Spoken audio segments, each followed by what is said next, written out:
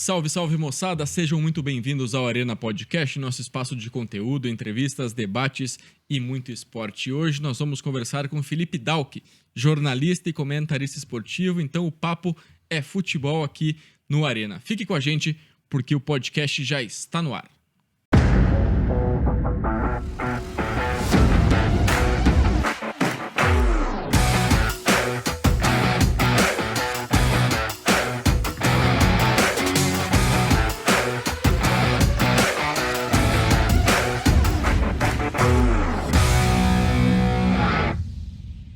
Muito bem, estamos ao vivo no YouTube e também no Facebook, @ArenaPodcastCWB, que está no ar graças ao apoio da Silver de Comunicação Integrada, a Academia BeHappy, Academia do Triathlon em Curitiba e também a Riboc Parque Shopping Barigui, são os nossos parceiros aqui no Arena. Felipe, seja muito bem-vindo ao Arena Podcast. Obrigado pelo convite, Pedro. Grande prazer estar aqui com você. Sempre acompanho o podcast, então muito legal estar aqui. Muito bem. Quantos anos de estrada aí no jornalismo esportivo, Felipe? Já são 12 anos. 12 anos. Em 2012, né, eu estava na faculdade ainda, entrei como estagiário na Rádio Banda B.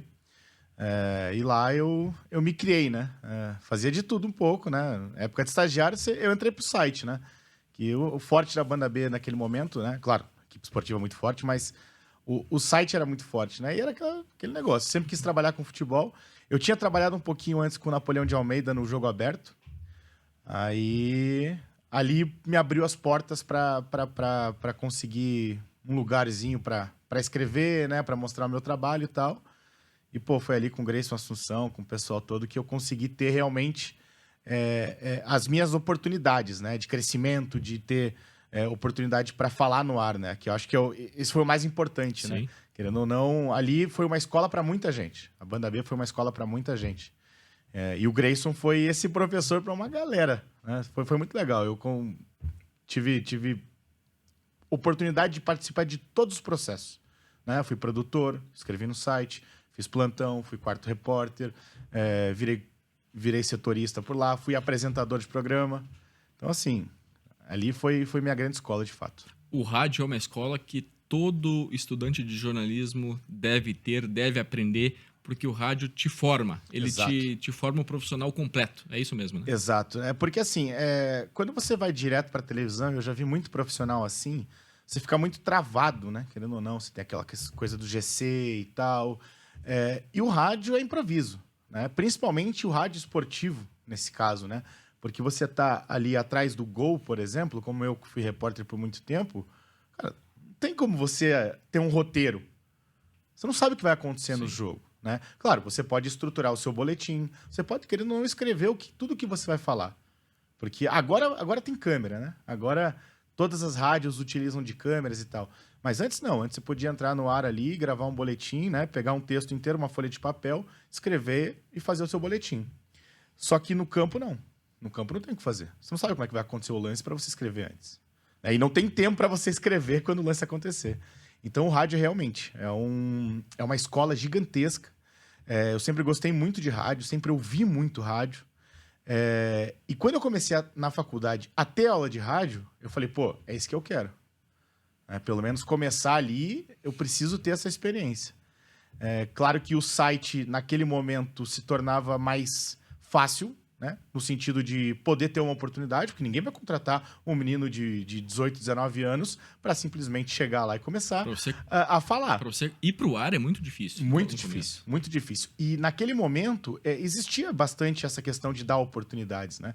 E, eu peguei uma equipe que, quando eu entrei, tinha Fernando César, né, que era o narrador, ele era o chefe da equipe, o Grayson já era o coordenador, mas o Fernando era o grande nome, aí você tinha Barcímio Sicupira, você tinha Dionísio Filho, né? Edu Brasil, ainda como repórter, né? Foi o último ano dele como repórter. Osmar Antônio, que é um grande espelho para mim como repórter. Então, assim, era uma equipe bem... Jack Santos também, que hoje está na TV Cap. Então, era uma equipe muito grande, com nomes muito fortes, né?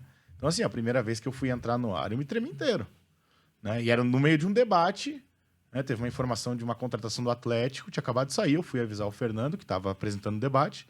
Ele falou, fala aí.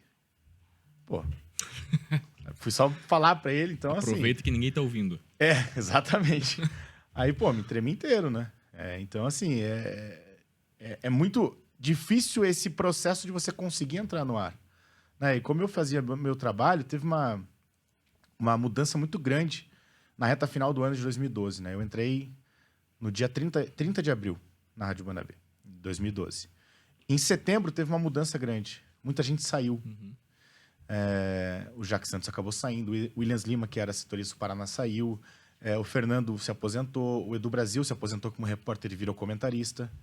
Né? Então teve uma alteração e teve algumas saídas também. A Tabata Viapiana, por exemplo, acabou saindo da rádio e ela era produtora e escrevia no site comigo. Então eu fiquei alguns meses depois sozinho.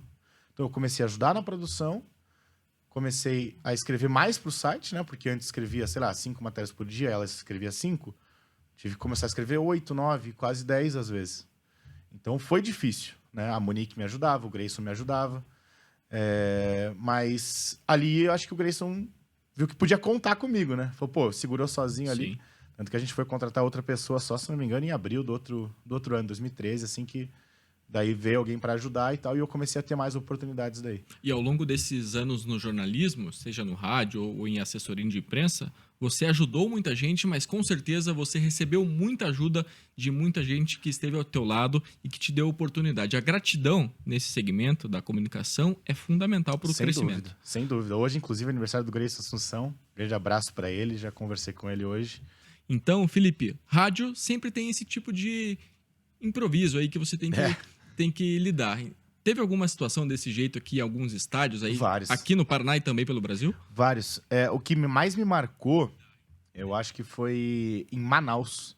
O Coxa jogou a Copa do Brasil em 2020 contra o Manaus. Eu nunca tinha ido para Manaus. A gente teve que fazer inferno lá para o cara deixar a gente entrar no estádio antes. Porque assim, quem trabalha com rádio chega muito mais cedo no estádio. Porque não é só você chegar e falar. Claro, aqui em Curitiba você tem o técnico e tal, mas eu, como viajava muito como setorista, tinha que chegar e montar o equipamento. Não tem como você viajar com um técnico para Manaus, né? Então viajava só o repórter com a mala de equipamento, chegava lá, montava, procurava o lugar para montar, montava o equipamento. E assim, não é todo lugar que tem uma internet estável.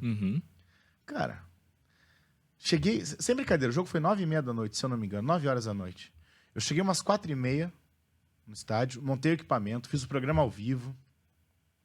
Tudo funcionando perfeitamente. Começou a encher o estádio, já era.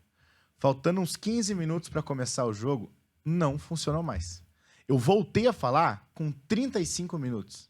Porque daí a internet do celular não funcionava para fazer uma transmissão pelo celular. Não funcionava. Internet do estádio também não funcionava. Né? Porque daí a gente levava modem 4G.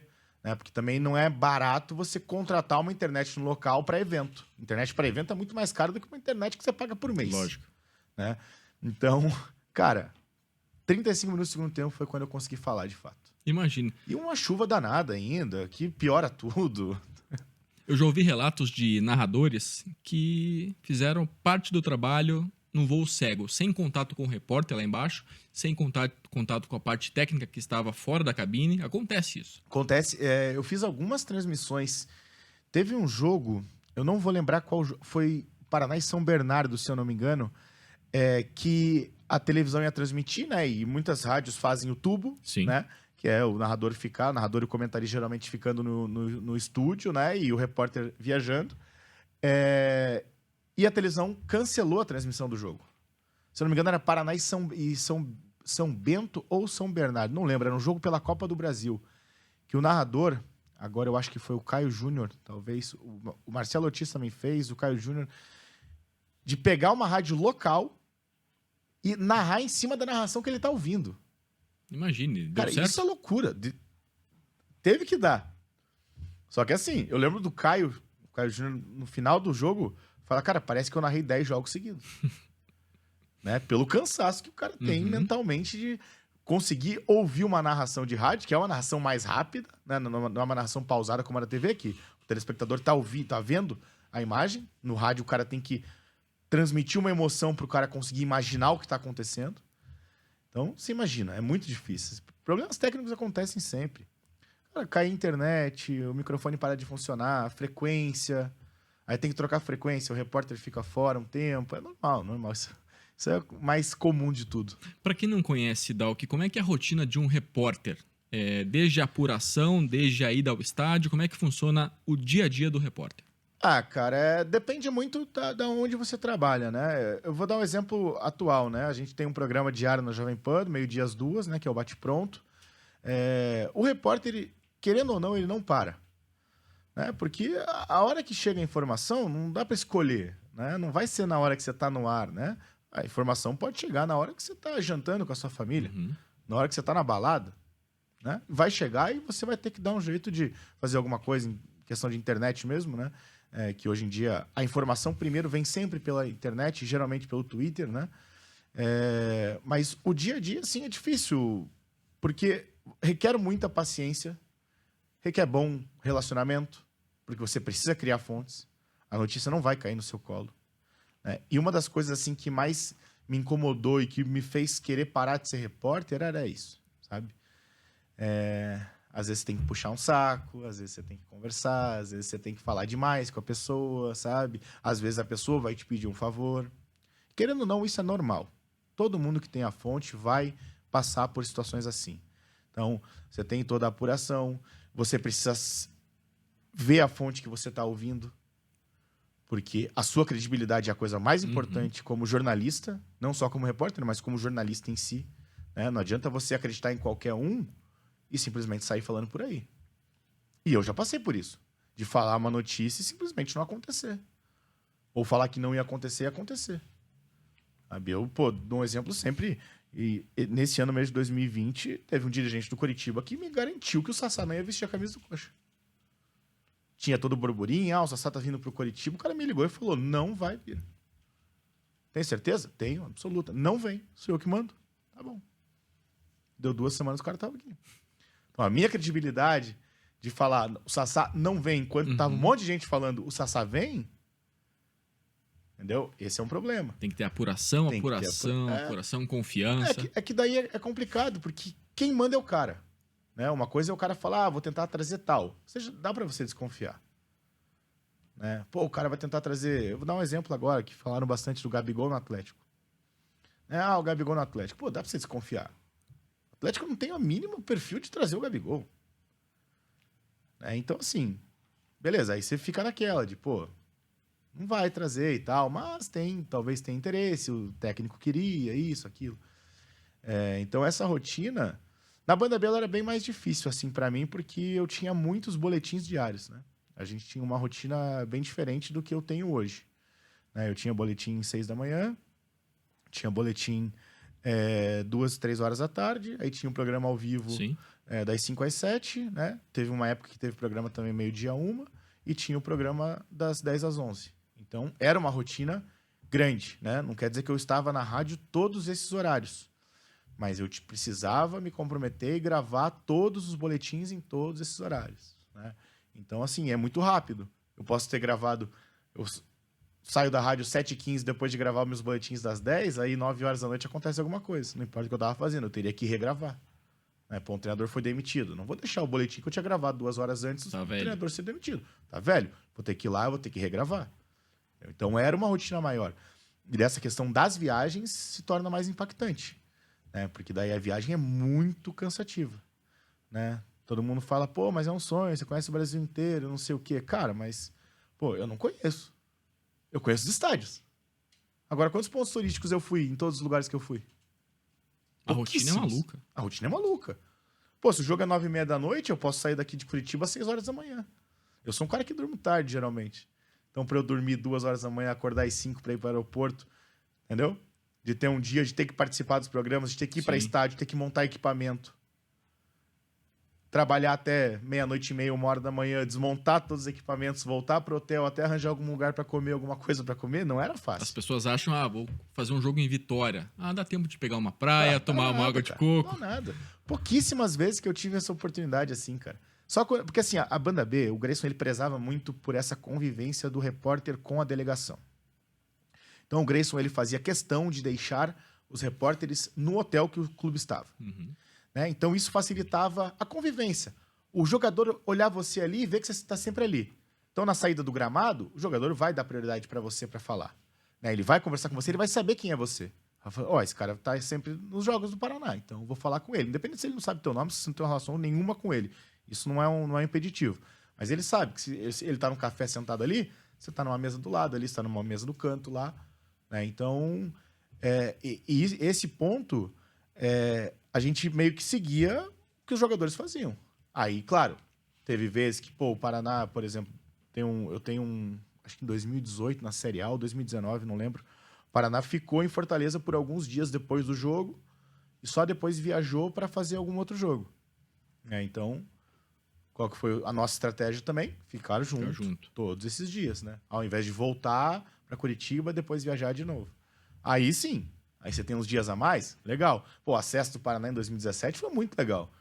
Eu passei uma semana inteira no Nordeste, praticamente. O Paraná joga em Recife na 36ª rodada e joga em Maceió na 37ª, que é o jogo do acesso. Então, fiquei ali. Né? E acompanhar as histórias, o que acontecia, o antes, o depois, né? O durante o jogo. Aí sim você consegue até... Pô, vou na praia. Beleza, ia na praia. Mas quando o jogo... Ah, no Rio de Janeiro. Pô, Rio de Janeiro, legal, fiquei em Copacabana, né? Cara,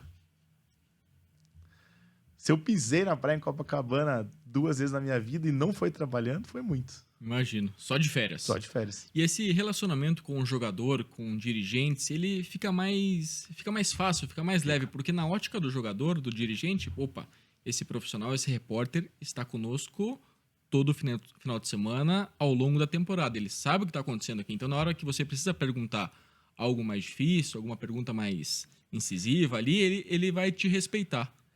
Tem dois lados. Existe o lado mais perigoso, às vezes, de você tentar sempre agradar, né? E às vezes as pessoas cometem muito esse erro. Né? Eu sempre prezei por tentar ser o mais verdadeiro possível naquele caso. Não vou passar a mão na cabeça, né? Mas também não vou ficar apunhalando o cara. Né? Acho que não precisa. Então tudo tem um meio termo. E eu consegui fazer bastante isso. E realmente ficava mais fácil. Né? Quando eu precisava falar, quando eu precisava perguntar algo. E eu tive problema até isso por conta de convivência no Coritiba.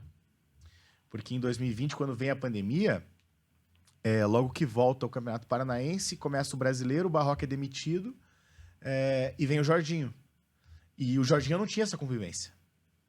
Não tive. Com o Barroca eu tinha. O Barroca é meu amigo até hoje. Converso bastante com ele sobre futebol Eduardo mesmo. Barroca. Isso. Só que o Jorginho não, porque já era pandemia. Já era um momento que estava todo mundo com medo de tudo e a coletiva não era mais presencial. A coletiva eu tinha que gravar as perguntas e o cara respondia. Gravava as respostas. Então, a assessoria, na época o PH, eu mandava uma mensagem pro PH e o Diego, na verdade, acabou o jogo. Ele falava, tem 3 perguntas, beleza. Ia lá, gravava 3 perguntas e mandava. Então, aquele negócio, não tinha como expor ideias numa coletiva. Eu pergunto uma coisa, o cara não entendeu ou entendeu da forma que ele quis, eu não posso rebater ele. Porque eu mandei as 3 perguntas, ele vai me mandar as 3 respostas. Era uma mão única. Era mão única. E eu tive muitas brigas com o Jorginho por causa disso. Dele responder mal as coisas na coletiva. Uma vez eu cheguei pra ele no aeroporto e falei, pô, Jorginho, a gente não tem um contato aqui, não sei o que. Ele falou, mas é que às vezes a pergunta vem de uma maneira diferente. Eu falei, tá, mas é que você está interpretando de uma maneira diferente. Poxa, eu vivi um momento muito ruim naquele momento. Naquela situação da Série A. Então, o cara já ficava mais na defensiva. E parecia que eu estava mais no ataque. Mas não. Perdão. Se a gente tivesse frente a frente, certamente seria diferente. Né? A forma como ele entenderia a pergunta. E isso faz com que, realmente, a convivência ajude muito nisso. E, querendo ou não, você cria amizades. Seja com dirigente, seja com jogador. Eu tive vários amigos, assim. Criei várias amizades no mundo do futebol por causa disso. Né? Porque o cara sabia que estava ali e tal. Assim como também criei inimizades. Né? E esse período dentro do Coritiba como assessor de imprensa foi importante para sua carreira no jornalismo? Foi. Eu sempre tive muita vontade de estar mais perto do campo. Dentro mesmo. Né? Não como repórter, não vendo tudo de fora, mas de dentro. Eu sempre gostei muito. Não tive muito tempo o sonho de estudar para ser treinador, para algo assim, né? Para ir realmente para dentro do campo. Hoje em dia você tem muito mais possibilidades. Né? Na época que eu era mais novo, assim, o pensamento era, vou estudar para ser treinador. Hoje, se eu quisesse, tem muito mais informação, muito mais curso. Posso ser analista de desempenho, por exemplo, analista de mercado. Poderia hoje tentar estudar para isso. Mas foi a oportunidade que eu tive. Naquele momento, eu estava muito cansado de viajar. Eu estava morrendo de medo durante a pandemia, né, porque eu não queria pegar Covid numa viagem. E, pô, vi vários casos. O Paulo Pelaipe, que foi executivo do Coxa naquele momento, que ficou internado por 45 dias na UTI. A viagem que ele pegou Covid, ele estava do meu lado.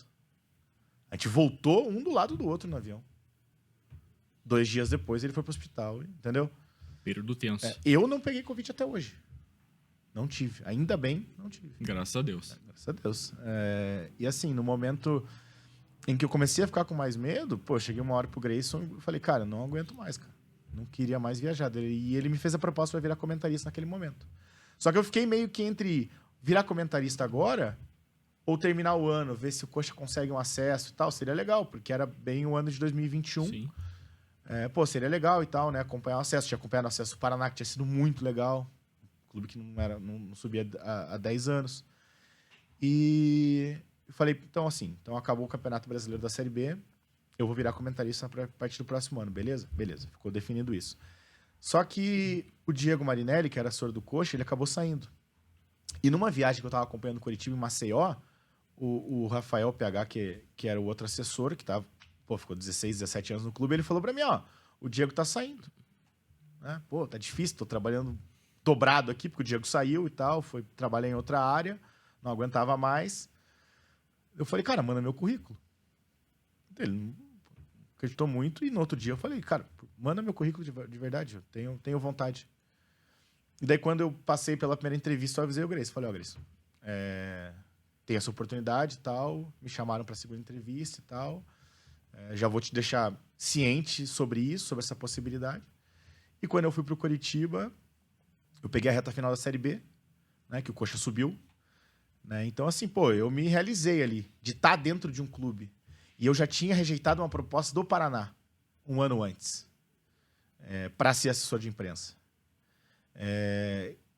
E não sei qual foi o motivo, mas aquele momento eu tinha acabado de trocar de clube. Eu tinha sido setorista do Paraná por 3 anos e virei setorista do Coritiba e me fizeram a proposta para o Paraná. Então eu estava meio que num caminho novo. Falei, não vou aceitar. Daí depois, quando veio a proposta do Coritiba de fato, quando eu passei nas entrevistas e tal, eu acabei aceitando. Cara, para mim foi uma experiência incrível, assim. E nesse período, o que mais te surpreendeu, Felipe? Dentro do vestiário, dentro do CT, acompanhando os bastidores do clube, seja aqui em Curitiba ou em viagem, o que mais te surpreendeu ali nessa tua rotina como assessor de imprensa? O futebol é muito diferente do que as pessoas pensam, né? O torcedor tem um imaginário gigantesco sobre o futebol. E o futebol não é que ele é simples, ele é muito mais complexo do que as pessoas acham, né? Pô, hoje, como comentarista, eu vejo tantas críticas das pessoas no nosso chat lá, falando, mas esse cara só treina e só joga 2 vezes por semana, e ainda reclama de cansaço e não sei o quê. Cara, é muito diferente. É muito diferente. A rotina do cara, o que o cara tem que fazer, a hora que o cara chega, o trabalho que ele faz antes do treino, depois do treino. A própria convivência, não só com os atletas, mas com quem está no entorno, que é muita gente. Viajar numa delegação de 45, 40 pessoas é bastante coisa, não são só os 23 jogadores. Há todo mundo ali se sacrificando por aquilo ali. Sim. E o que mais me encantava mesmo é o ganha e perde. Cara, isso do ganha e perde pra mim é sensacional. Assim. Eu sempre fui muito competitivo. Gosto muito de jogar jogo online e tal, então eu sempre fui muito competitivo. Sempre gostei bastante. Fico bravo se eu perco e tal. E o ganha e perde ali dentro do clube é realmente o que te move, sabe? Do dia depois de um jogo que foi vitória, tá todo mundo feliz, brincando, dando risada. No outro dia se perdeu, o cara não te dá nem oi direito, sabe? E acho que o desafio da assessoria, especificamente nisso, é convencimento dos caras. Porque não é fácil, não é assim, Pietro, você vai dar entrevista amanhã. Pós-jogo, o time perdeu. Uma derrota num clássico? Quantas vezes, cara? Já cometi gafe, inclusive, de o repórter da televisão falar, quero esse, e eu nem me ligar, porque faz tanta coisa, sabe?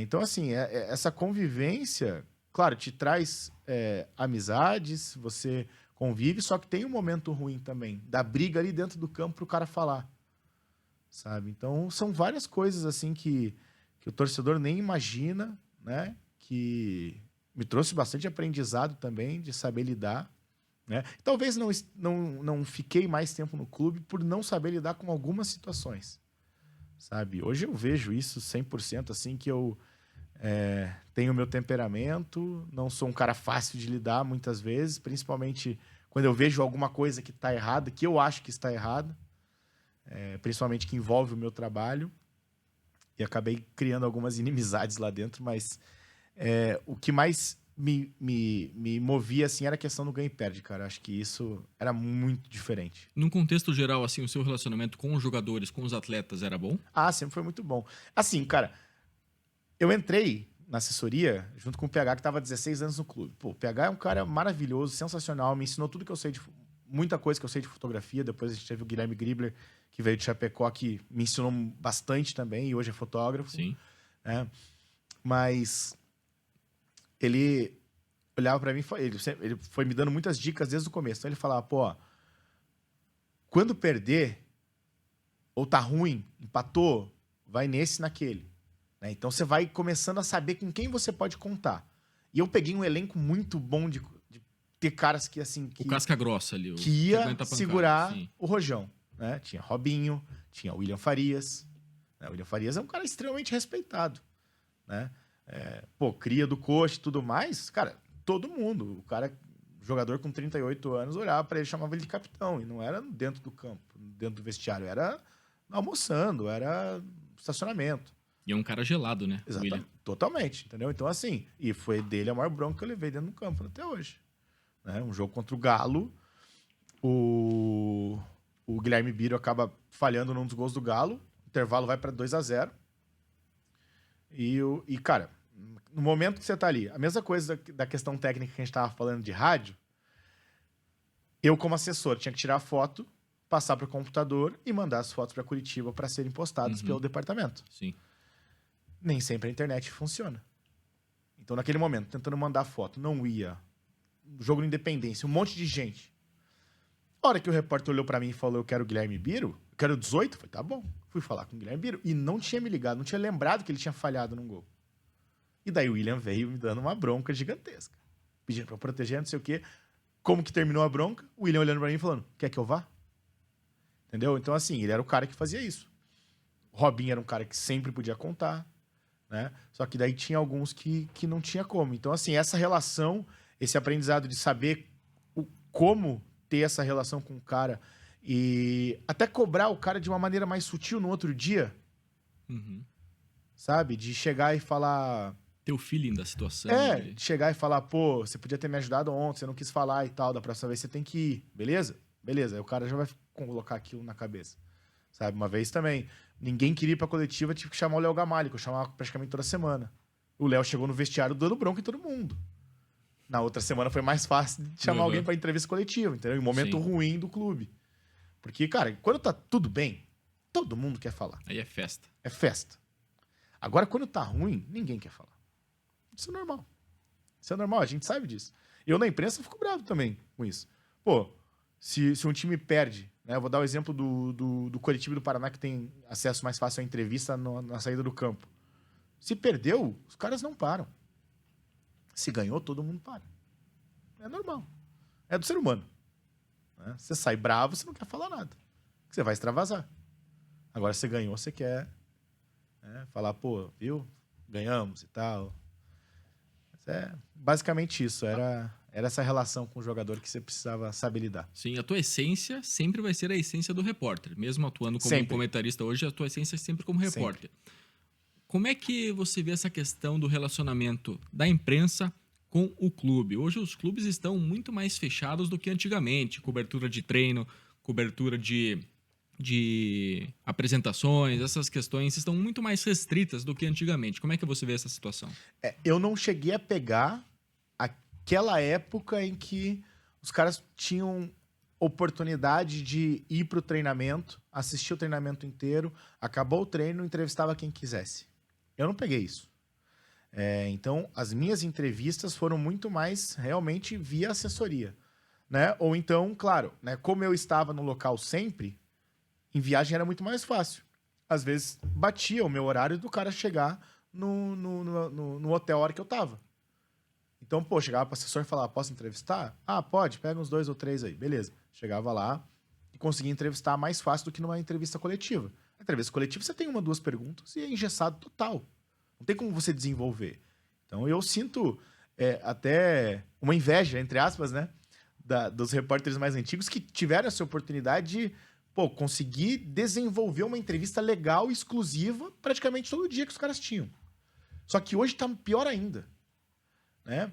Quando eu entrei na assessoria de imprensa do Coritiba, tava sem coletiva ainda, né? E eu, por ter vindo da imprensa, achava muito importante, né? E não era para beneficiar ninguém da imprensa.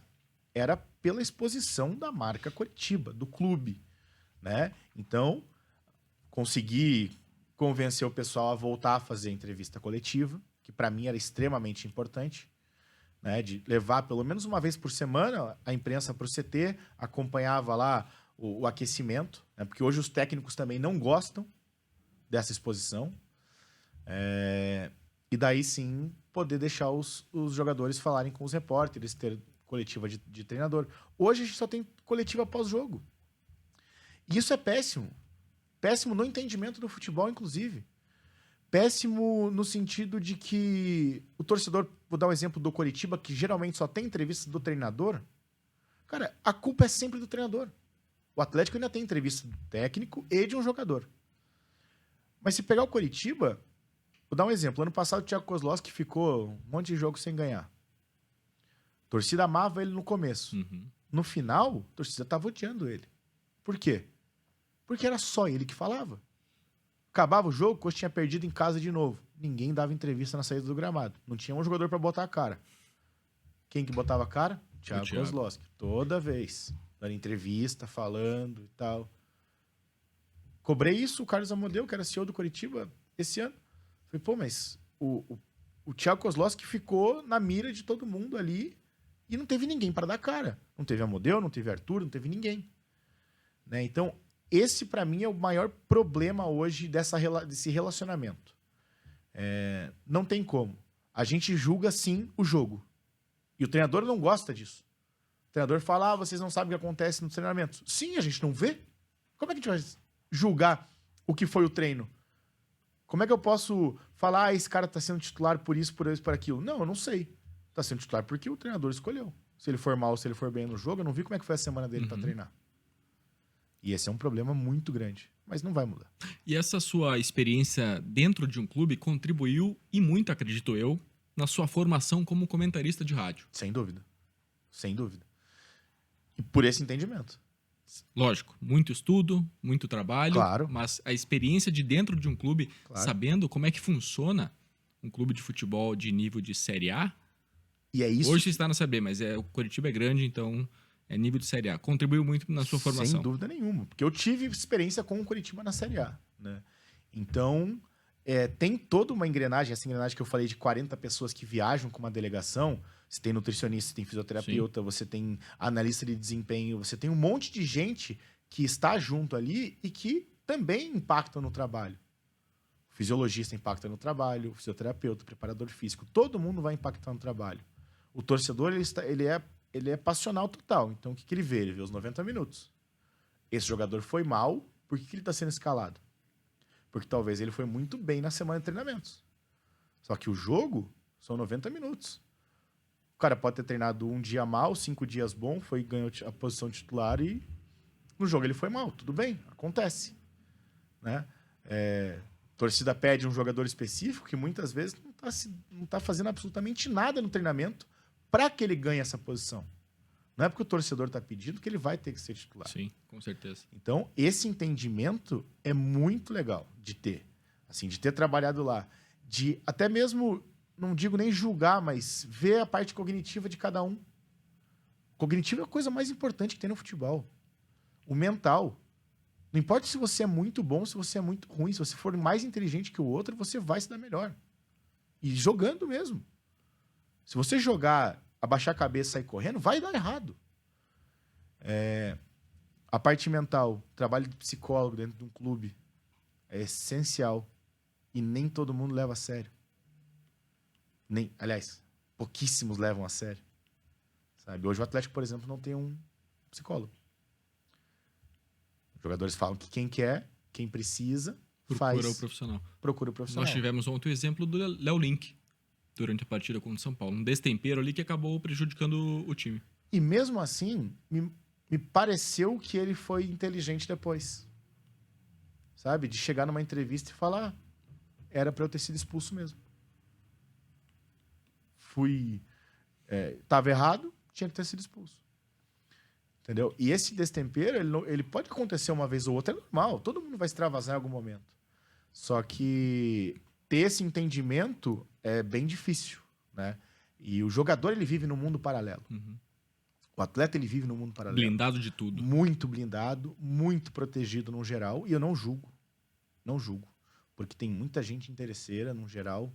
Tem muita gente que se aproxima porque quer, porque tem interesse em alguma coisa, por status. E até muitos desses atletas vieram de muito baixo. E esse é o entendimento que as pessoas também precisam ter. Se deslumbrar com a situação.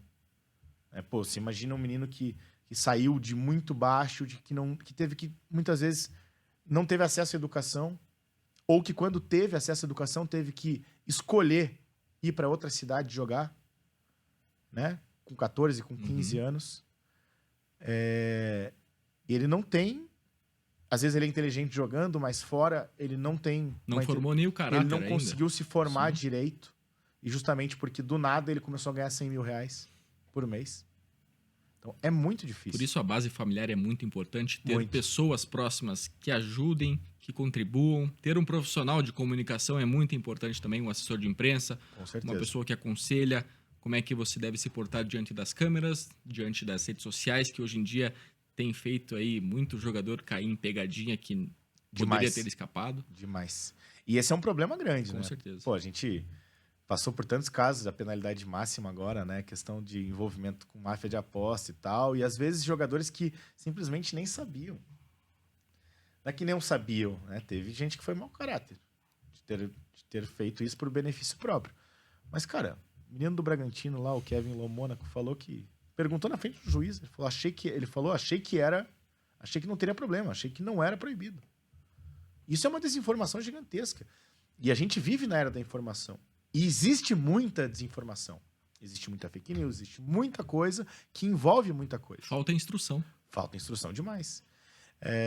E muitas vezes, pela forma como os caras são, por essa blindagem que a gente citou, às vezes ele escolhe quem vai ouvir. Isso não digo que seja um problema. Eu também não ouço tudo de todo mundo. Mas esse escolher ouvir, às vezes você acaba ficando cego para várias situações que podem ser importantes para essa formação de caráter, para essa evolução mental, para essa evolução psicológica. E é muito difícil. A gente está desvirtuando um pouquinho, né? Mas... Muito bem, não, é assim mesmo. Para você que chegou agora, nós estamos com o Felipe Dalk aqui, jornalista e comentarista esportivo no Arena Podcast.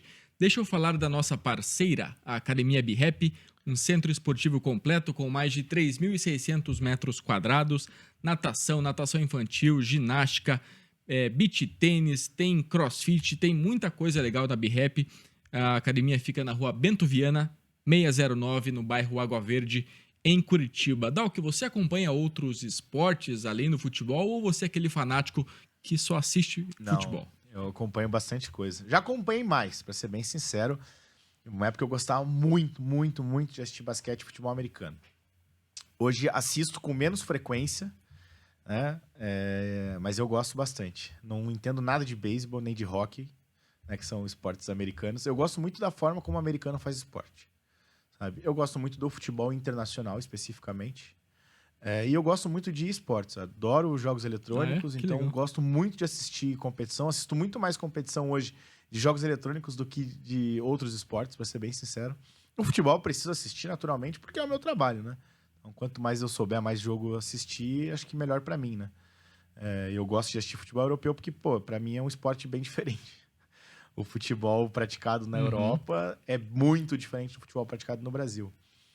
Mas eu gosto bastante, cara. Futebol americano foi o que mais me fez acompanhar, assim, na vida, sabe? Cheguei a sonhar um momento de, ser comentarista de futebol americano. Mas não tem essa capacidade toda. Quem sabe um dia. E falando em futebol internacional, tem acompanhado a Eurocopa? Como é que Tem. você vê aí as seleções que se classificaram para a próxima fase?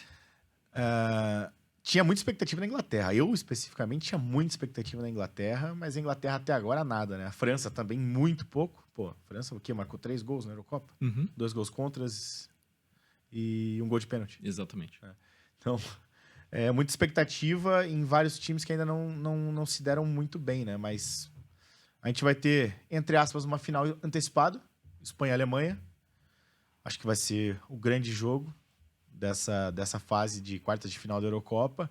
A Espanha tem uma geração maravilhosa, né? Tem uma geração sensacional. O Lamine Yamal vai ser um cara bem extra classe.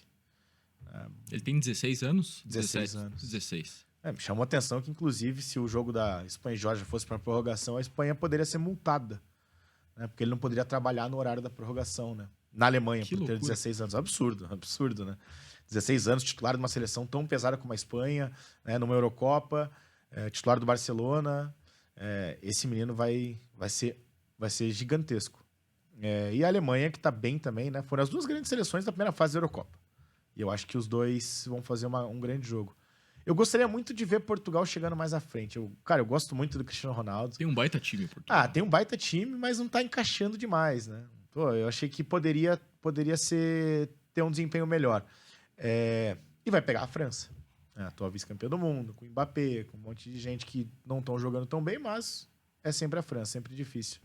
Agora, o melhor jogo das oitavas de final foi Turquia e Áustria. Turquia e Áustria. Que Cara, defesa do goleiro no último minuto. No último minuto, cara. Sensacional, cara. O jogo foi sensacional, né? Pra quem não esperava muito, né? A Áustria, inclusive, surpreendeu muito a gente, né? Passou em primeiro no grupo, baitas campanhas, baitas jogos, grandes jogos. E a Turquia foi lá e ganhou. Então eu tô gostando bastante dessa Eurocopa, cara. Apesar que não tá sendo tanto gol assim, né? Sim. Mas é um futebol muito diferente. Teve um debate que ressurgiu na Inglaterra, você comentou sobre a seleção inglesa, um debate que fala sobre jogadores que se dão bem, que desempenham, performam nos clubes e não se dão bem na seleção, não jogam bem na seleção. Isso está em discussão e está em alta lá na Inglaterra. Tá em alta no Brasil também. No Brasil também. Com o Vini Júnior, né? Até o pessoal tá fazendo a piada do Vini malvadeza no Real Madrid, Vini gentileza na seleção brasileira. Cara, acontece. O jogador, ele não faz 38 jogos bons no campeonato. Não faz. Oscila. Ele vai oscilar. A seleção, ela se molda diferente ao clube. No clube você tá todo santo dia, você treina todo santo dia, você tem um técnico que tem já um estilo de jogo bem definido, você joga de uma maneira bem específica. Às vezes você é o craque do time, o time vai jogar para você. Chega na seleção, tem um monte de craque junto com você. A própria seleção da Inglaterra, você tem o Harry Kane, você tem o Bellingham, tem muita gente. Você tem Alexander-Arnold, que inclusive perdeu até posição, né? Você tem Phil Foden, que foi o melhor jogador da Premier League esse ano. Então, é uma seleção cheia de estrelas. Como é que o técnico vai conseguir montar para um cara? O esquema tático pode ser diferente do clube. Geralmente é diferente. Geralmente é diferente. Porque, assim, o Guardiola é um cara que ele revoluciona onde ele passa, né? Então, o Guardiola tava na Espanha, a seleção espanhola jogava muito parecido com o que o Guardiola fazia no Barcelona, sem nunca ter treinado a seleção espanhola. Quando ele foi pro Bayern de Munique, a mesma coisa aconteceu com a seleção alemã. E hoje a seleção inglesa também pega bastante traço do trabalho do Guardiola no Manchester City. O Bellingham jogava no Dortmund, tá jogando no Real Madrid, que jogava de uma maneira bem reativa, inclusive. Como é que ele vai se encaixar num esquema de posse de bola, de pressão, pós-perda principalmente, né? De toque curto, de aproximação, que não era coisa que o Real Madrid fazia esse ano. Nem um pouco, inclusive. O Real Madrid jogava verticalmente com o Rodrigo e Vini lá na frente, fazendo uma fumaça danada, e o Bellingham se tornando um homem surpresa. Então, é difícil ter esse entendimento. E o técnico de seleção geralmente não tem muito tempo. Tudo bem, o Southgate está há bastante tempo, beleza. Mas, trazendo aqui para o nosso Brasil, o Dorival, que acabou de chegar. É difícil ter esse tempo de fazer um esquema de jogo e vai ser muito diferente do que o Vini está acostumado no Real Madrid, do que o Rodrigo está acostumado no Real Madrid, do que, sei lá, o Bruno Guimarães está acostumado no Newcastle, do que o Paquetá está acostumado no West Ham. É muito diferente. Então, essa relação de clube e seleção também tem toda a pressão da nação, do país, né? O cara fala, mas tem que jogar por amor à camisa. Isso não existe mais, cara. Esse negócio não existe mais, cara. O cara vai jogar com amor ali, pô, tô representando meu país? Vai.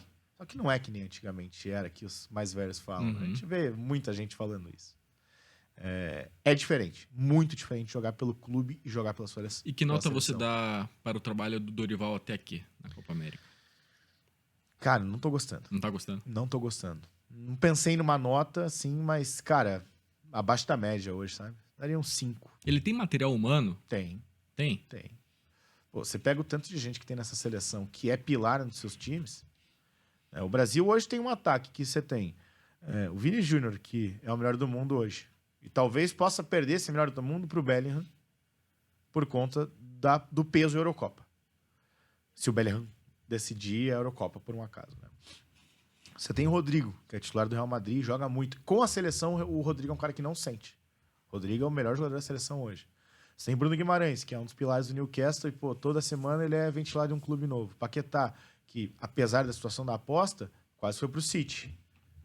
Se ele for absolvido, o City vai querer ele, com certeza.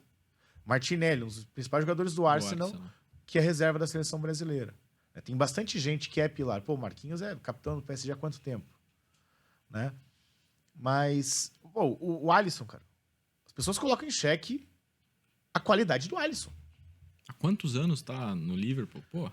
Cara, o Alisson, 1 contra 1, ele é o melhor goleiro do mundo. Os caras na seleção têm coragem de chamar ele de chama-gol. Ele é melhor que o Ederson, 1 contra 1.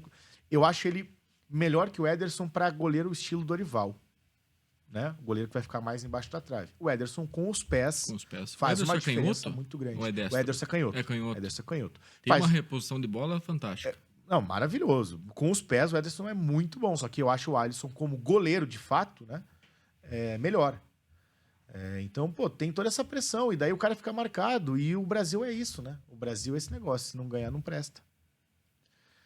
Vejo tanta gente criticar o Neymar, cara. O tamanho que o Neymar tem, velho.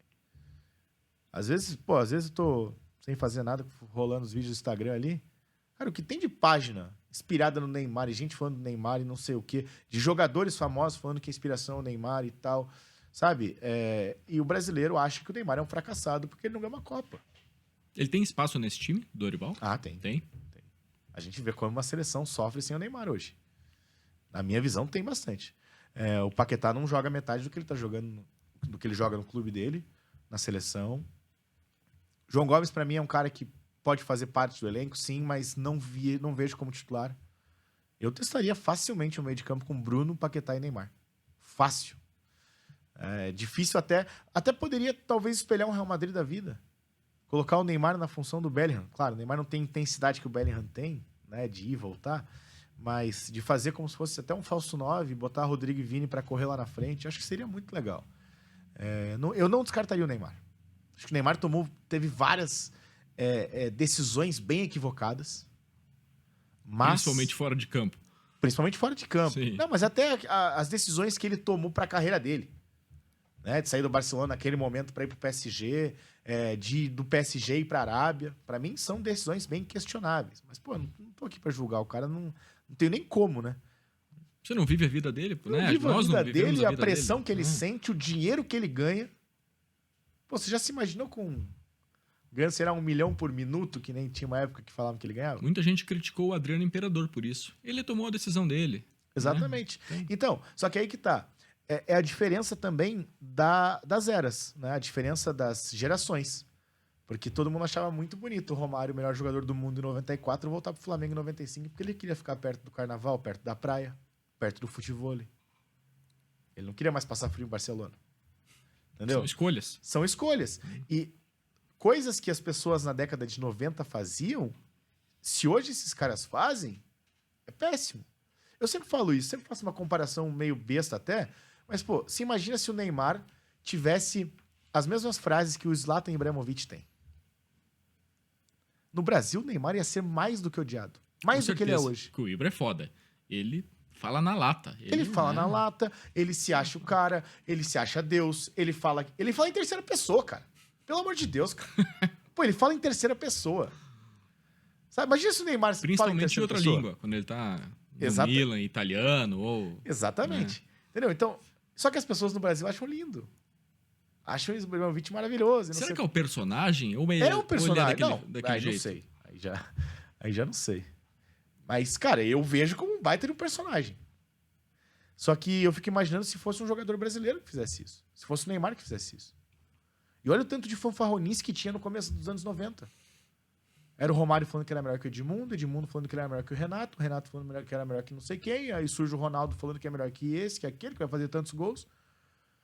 E as pessoas achavam maravilhoso. Aquela As pessoas brincadeira achavam lindo. saudável ali entre Exatamente. os jogadores. As pessoas achavam lindo. Só que naquela época não tinha esse acesso à informação, tecnologia, rede social, que a exposição de fora do campo se tornava muito maior.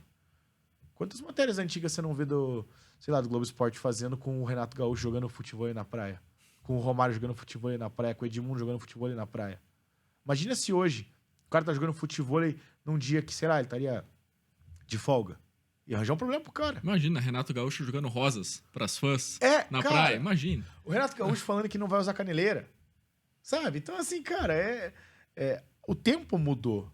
E essa relação Neymar com o Brasil mudou muito também. Porque o Neymar era a grande esperança. E é o que eu falo sempre. O brasileiro, ele não gosta de ganhar. Ele não gosta de futebol. Quem gosta de futebol é inglês, cara. O americano gosta de esporte, o brasileiro gosta de vitória. Se você ganhar, você é bom. Se você perder, você é ruim. Entendeu? Então, assim, existe uma geração que vai exaltar os caras que ganharam, vai falar que o Marcelo é ruim, que o Daniel Alves não entra nesse caso por conta do extracampo, tá? Mas estou dizendo por nunca ter ganho nada com a seleção. Que ele é fraco, que o Neymar não vale nada. Pô, se pegar os números do Neymar, ele é maior, ele é melhor em números do que qualquer jogador que estava no pentacampeonato. Não acho o Neymar melhor que o Ronaldo Fenômeno, tá? Mas pega os números da carreira do Neymar com 32 anos hoje, ele tem muito mais gol, muito mais assistência, muito mais jogos jogados do que o Ronaldo, do que o Rivaldo, do que o Ronaldinho Gaúcho. É até uma heresia comparar. Mas em números ele é acima. Só que se ele não ganhar nada, ele vai ser sempre marcado como um fracassado. E o Vini Júnior tem chance de ganhar a bola de ouro? Tem. Tem? Hoje, pra mim, ele é o melhor do mundo. E até uma coisa que a gente não tinha visto ainda, pós-Champions, foi um lobby até da imprensa europeia. Né? Não sei se chegou a ver aquele vídeo do Bleacher Report do Bellingham. Não vi. O Bleacher Report fez um vídeo que era um desenho, né, uma animação em desenho, que era o Bellingham com uma pena mágica. E tudo que o Bellingham escrevia no caderno, com a pena mágica, acontecia. Então aparece primeiro o Bellingham com a camisa do Borussia, ele fala assinar com o Real Madrid. Aí, sei lá, fazer tantos gols nos primeiros jogos. Decidir um El Clássico no Camp Nou. E vai falando e vai acontecendo. E a última, né, depois de ganhar a Champions, é ser melhor do mundo. Daí a pena paga. Que já tinha dono que era do Vini. Né? Então, assim, porque o Vini mostrou isso. Né? O Bellingham fez 6 meses incríveis, o começo da temporada, e o Vini amassou depois. Então, eu acho que ele é o melhor do mundo. Só que o problema é que, querendo ou não, existe o fator Eurocopa. Que é muito... Tem uma pontuação, sei lá, 10 e a Copa América vai ter uma pontuação 2 no peso. Então, eu vou dar um exemplo aqui. Imagina se o Mbappé ganha decidindo a Eurocopa e começa bem demais no Real Madrid. Quem que vai ganhar o melhor do mundo? Difícil, hein? É o Mbappé. O Mbappé. Né? Com certeza. Porque vai ficar mais o peso da Eurocopa e desse começo do Real Madrid. Hoje o Vini seria o melhor do mundo. Se a eleição fosse hoje, eu acho que ele ganharia. Só que tem esse fator Eurocopa, pode ser o Bellingham, pode ser o Mbappé. E o Vini, que com a seleção, infelizmente, não está conseguindo render tanto quanto ele rende no Real Madrid, eu acho que fica essa dúvida ainda. Muito bem, deixa eu fazer alguns registros aqui na nossa live do YouTube. Um abraço para o Odacir Júnior, o Otávio Veiga, o Suts ali acompanhando a nossa live, a Soraya Santos também Beijo ligada. pra minha mãe. Beijo tua pro mãe? pessoal e tudo. Um abraço Soraya pro pessoal minha que mãe. está acompanhando no YouTube e também no Spotify, aqui o Arena Podcast. Abraço pro meu amigo THZ, o pessoal lá tá assistindo. Beijo pra Vivian, minha namorada também, que com certeza tá assistindo. Opa, maravilha, muito obrigado pela audiência. Quero fazer o registro aqui da nossa parceira Riboc Parque Shopping Barigui. roupas e acessórios para atletas de academia, corrida de rua, crossfit, corrida de montanha e muito mais. A Reebok é uma loja fantástica, vale muito a pena conhecer. Fica no Parque Shopping Barigui, tem desconto para o ouvinte, para o telespectador aqui do Arena Podcast, Arena 20. Vá até a loja e diga que ouviu o cupom aqui no Arena Podcast e aproveite a loja, que é fantástica, vale muito a pena.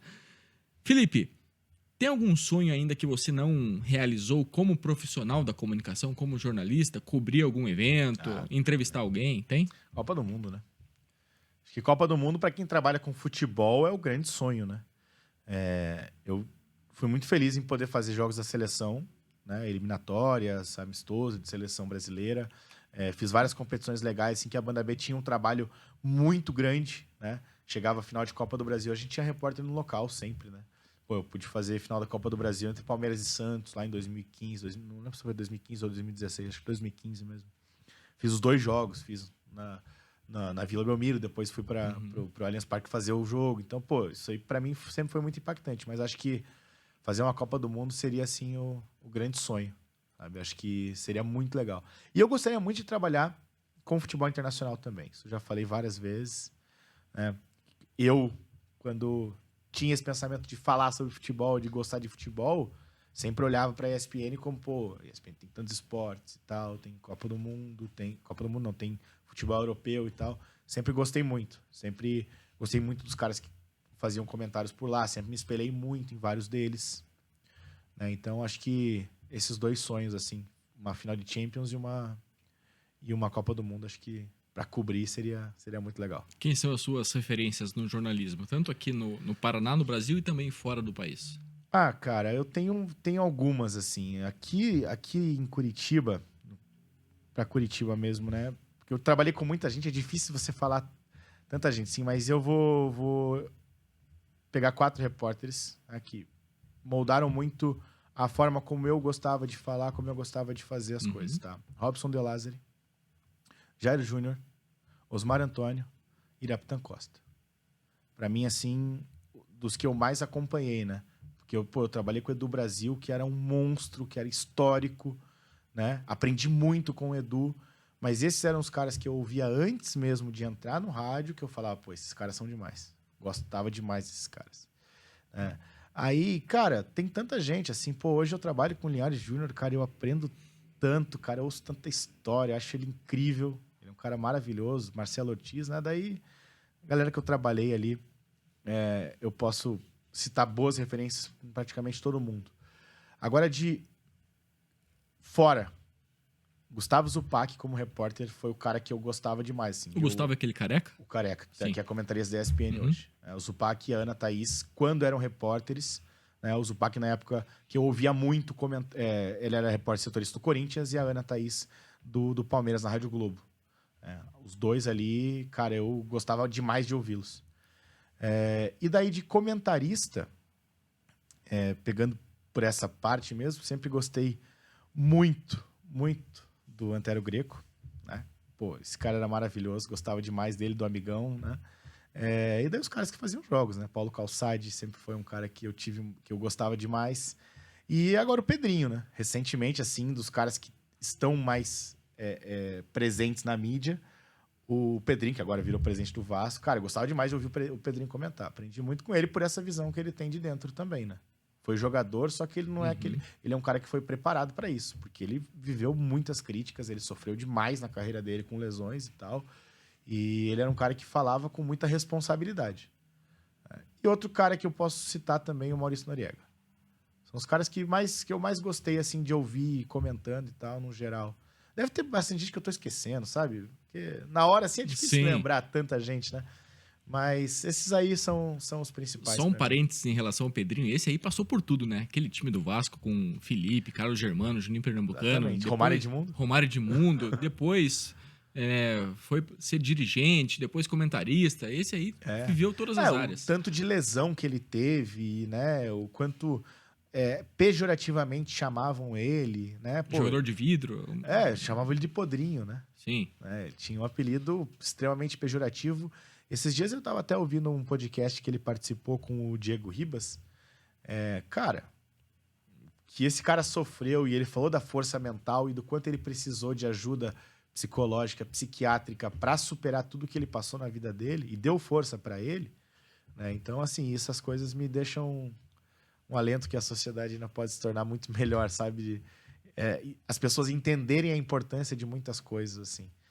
E ele é um cara que eu admirava muito como comentarista. Sempre foi muito legal de ouvir. Porque ele sabia ler o jogo muito bem e ele sabia ter esse entendimento que a gente estava falando, né? Do cara que já viveu lá dentro e saber o que pode acontecer, como falar, né? Como talvez não vai agredir o cara falando, né? Isso acontece às vezes. Às vezes eu posso fazer um comentário que vai chatear alguém, né? Mas a minha intenção é nunca chatear alguém, nunca falar pessoalmente de alguém, né? Claro. E sim tentar aliar com informação. Muito bem. Felipe, pra gente fechar o papo, tá ótimo aqui, mas estouramos tudo aqui no Arena Podcast. Volte outras vezes, com certeza. Com certeza. Só me convidar, Pedro, que eu tô aqui. Fechou. Pra gente fechar, que dica você dá para quem está começando no jornalismo esportivo, para quem ama futebol e quer trabalhar com futebol, seja no rádio ou na TV? Eu fiz uma vez uma palestra numa faculdade e eu abordei muito isso porque eu, para ser muito sincero, eu fui chato. Eu queria porque queria. Eu entrei no jornalismo com a única opção para mim, trabalhar com futebol. Minha opção era essa. Eu não queria trabalhar no geral, não queria trabalhar com política, não queria trabalhar com policial, não queria. Eu queria trabalhar com o jornalismo esportivo. Então, cara, eu fui atrás. Eu corri atrás, eu trabalhei de graça. Claro que não vai ser todo mundo que vai conseguir ter essa realidade de conseguir trabalhar de graça. Pô, eu fazia estágio remunerado de manhã, estágio sem remuneração de manhã, com o Napoleão, fazia um estágio remunerado à tarde, porque eu precisava do dinheiro, e estudava à noite. Então eu corri muito atrás. Não estou dizendo para você se matar de trabalhar, porque esse negócio de ficar falando, eu trabalho muito jornalista, trabalha 20 horas por dia e tal, isso não é legal também, tá? Faz mal para a saúde. Faz mal para a saúde, tem que ter... Não pode romantizar esse excesso de trabalho também. Mas eu acho que o principal ponto é você correr atrás mesmo. Porque as oportunidades, elas não vão cair no seu colo. Então, o jornalismo esportivo, você tem que botar a cara. Você tem que fazer seu trabalho, você não pode ficar desrespeitando os outros. Cara, oportunidade. Tenta fazer. Hoje em dia é muito mais fácil, entre aspas, porque hoje em dia tem muita web rádio, hoje em dia tem muita gente que dá oportunidade para estudantes. Isso é muito legal. Tem web rádios aqui em Curitiba que fazem todos os jogos, que dão oportunidade para estudantes, para a pessoa que quer comentar, para a pessoa que quer fazer reportagem, para a pessoa que quer narrar. Então vai atrás, procura, tenha, claro, humildade, né? Não acho que você, só porque você se acha bom que você é o Tino Marcos, tem que ter humildade também nesse sentido, mas vai atrás que com humildade você consegue, com toda certeza. Muito bem. Valeu pelo papo, Felipe. Muito obrigado pela presença. Eu que agradeço, Pedro. Muito obrigado pelo convite. Estarei aqui quando você quiser. Muito bem. Pessoal, estamos chegando na parte final do nosso Arena Podcast. Um abraço para toda a audiência do YouTube, do Spotify. Um abraço para os nossos patrocinadores, a Reebok Parque Shopping Barigui, a Silver de Comunicação e também a Academia BRAP, Academia do Triatlon, aqui em Curitiba. Fechou? Até o próximo episódio. Fiquem bem. Tchau!